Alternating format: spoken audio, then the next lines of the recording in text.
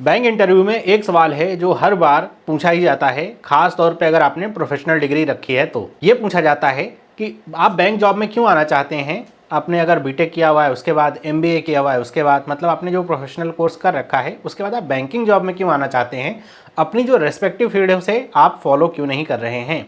तो यहाँ पे मैं एक एग्जांपल लेता हूँ बीटेक का, क्योंकि बहुत सारे बच्चे बीटेक करके फिर बैंकिंग में जाते ही हैं और इसका आपको इंटरव्यूअर कई बार मजाक बनाते हुए भी दिखेंगे जब आप जाएंगे कि एक के बाद एक के बाद एक बीटेक वाले बच्चे आ रहे हैं।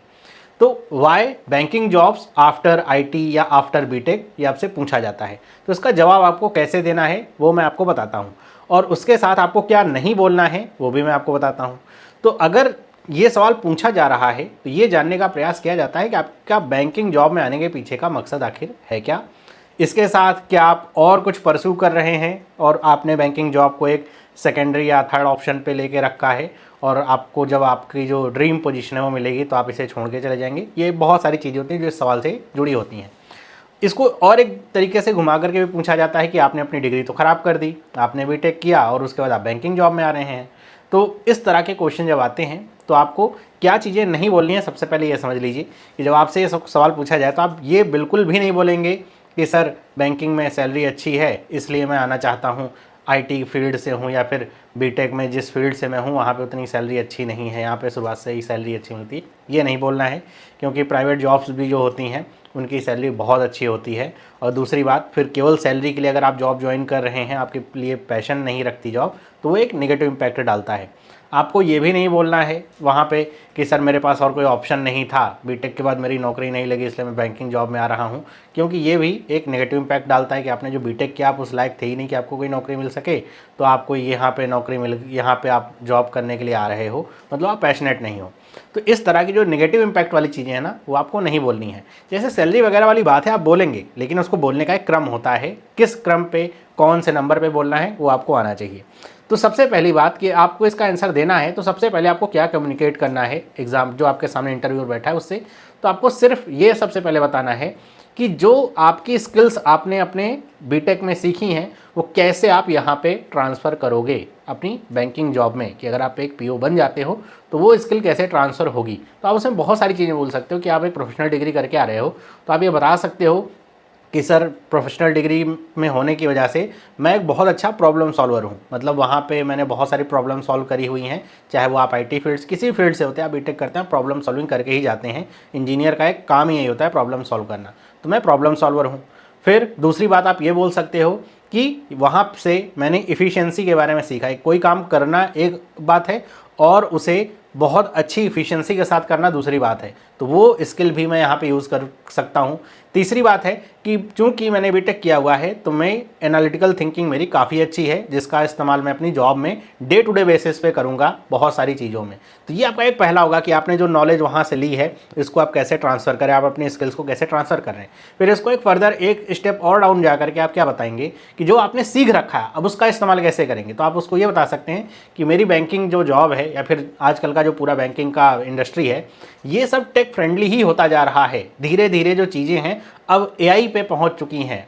आप कह सकते हैं कि आरबीआई से लेकर के अब एसबीआई वगैरह भी अब धीरे धीरे करके सब आपके एआई पे काम कर रहे हैं और आने वाले समय अडॉप्ट हो जाएगा। क्योंकि मैं इस फील्ड से हूँ तो मैं इनकी एक अच्छी समझ रखता हूँ और मैं इसे बहुत जल्दी अडॉप्ट भी कर सकता हूँ। मान लीजिए आप आईटी फील्ड से नहीं हैं, किसी और फील्ड से हैं, तो आप कह सकते हैं फर्स्ट ईयर में तो सब पढ़े ही रहते हैं, आप ये कह सकते हैं कि मैं इन्हें बहुत अच्छे तरीके से अडॉप्ट कर सकता हूँ। जो सीखने की क्षमता है मेरी अच्छी है तो मैं इसे बहुत अच्छी तरीके से अडॉप्ट भी कर सकता हूँ और अपना जो बैंक का काम है अगर किसी को कुछ नहीं भी समझ में आ रहा है उस फील्ड में तो मैं उन्हें ट्रेन भी कर सकता हूँ बहुत आसानी से, क्योंकि मुझे बहुत ज़्यादा इसमें मेहनत करने की ज़रूरत नहीं पड़ने वाली है। फिर बैंक का जो काम ही है वो सारा का सारा डिजिटल अब हो रखा है, हर एक चीज़ डिजिटली होती है। उसमें आने वाली जो भी प्रॉब्लम्स होती हैं मैं उन्हें बहुत अच्छी तरीके से समझ सकता हूं और उन प्रॉब्लम्स को मैं दूर भी कर सकता हूं, कस्टमर को भी बहुत जल्दी सेटिस्फाई कर सकता हूं। तो आप ये बता रहे हैं कि जो आपने सीख रखा है उसका यहाँ पे कैसे इस्तेमाल होगा। जैसे कहा जा रहा था ना कि आपने अपनी डिग्री ख़राब कर दी, नहीं, उसका आप इस्तेमाल यहाँ पे कैसे करेंगे, क्योंकि पूरा बैंक का इंफ्रास्ट्रक्चर ये पूरा IT बेस्ड इंफ्रास्ट्रक्चर हो रखा है। हर एक चीज़ कंप्यूटर, मोबाइल, ऐप्स, बहुत सारी चीज़ें चल रही हैं, सब IT पे बेस्ड ही हैं। तो आप उसका बहुत अच्छा एक एग्जाम्पल दे सकते हैं कि आप कैसे अपना कॉन्ट्रीब्यूशन वहाँ पे दे सकते हैं। अब ये दो चीज़ें हो जाती हैं, इसके बाद आप अपनी जो बाकी की चीज़ें हैं उन पे आप फोकस कर सकते हैं। जैसे आप ये कह सकते हैं कि बैंकिंग में एक बढ़िया कैरियर ग्रोथ मेरे को देखने को मिलता है, एक स्ट्रक्चर्ड कैरियर ग्रोथ देखने को मिलता है। ये भी एक रीज़न है कि मैं बैंकिंग जॉब में आना चाहता हूँ कि अगर मैं मेहनत करूँगा तो मुझे पता है कि मैं पीओ से अगर मैं ज्वाइन करता हूँ तो मैं जो बैंकिंग की सबसे हाईएस्ट पोजीशन है, एमडी, सीईओ, चेयरमैन, जिस बैंक में आप जा रहे हैं वहाँ तक भी मैं पहुँच सकता हूँ अगर मेरे अंदर काबिलियत है तो ये एक ऐसी जॉब है जिसमें मैं टॉप पोजीशन पे पहुँच सकता हूँ। तो ऐसे आप बता भी सकते हैं, कैरियर ग्रोथ भी आप की मंशा में है, लेकिन वो तीसरी कह सकते हैं प्रायोरिटी में लिस्ट में आ रही है। फिर जो चौथी आप इसमें बताएंगे बात, वो आप बता सकते हैं कि चूंकि सर गवर्नमेंट जॉब है तो इसका एक सोशल स्टेटस भी अच्छा होता है, सैलरी जो इसमें पैकेजेस हैं वो भी जो है अच्छे हैं, तो ये भी एक रीज़न में से है। तो आपने बताया तो, लेकिन उसको सबसे आखिरी में रखा, तो ये नहीं माना जाएगा कि आप केवल सैलरी की वजह से जा रहे हैं या फिर आपको जॉब नहीं मिली, और ना तो ये कन्वे हो रहा है कि आपको प्राइवेट जॉब नहीं मिली इस वजह से आप सरकारी में आ रहे हैं। आप ये बता रहे हैं कि मैंने बहुत अच्छा पढ़ा, मैंने बहुत अच्छा सीख रखा है, मैं उसको कैसे यूटिलाइज़ करूँगा अपने बैंक जॉब में भी।